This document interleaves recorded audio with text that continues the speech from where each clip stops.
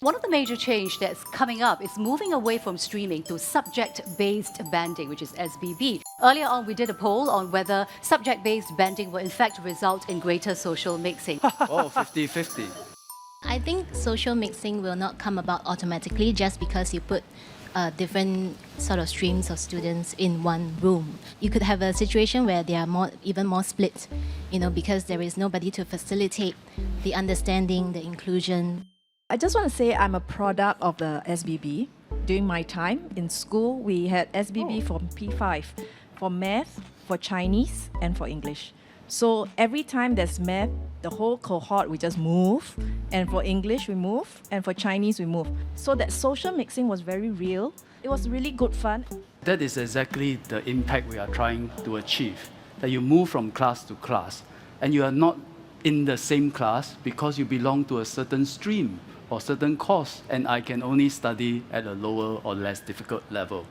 So we have two schools called Edgefield Secondary, Boon Lay Secondary that has already done this since 2 years ago.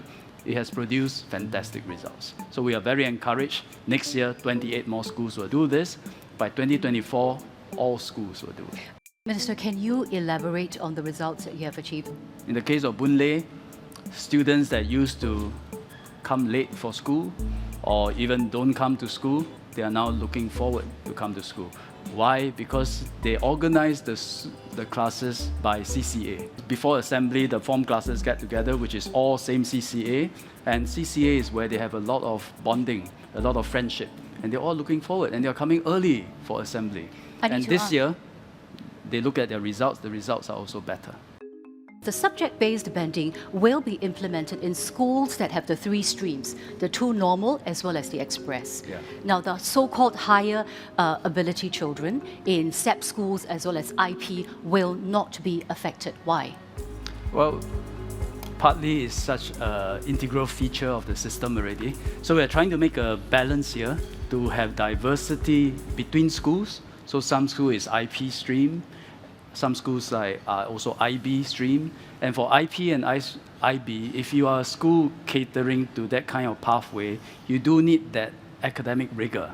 If you start bringing in other students who are not ready, I think they're just going to suffer. On the other hand, you also have Spectra and Crest that offer much more technical education. Then you have a whole school approach to teach students in those areas, to be technically a lot more adept.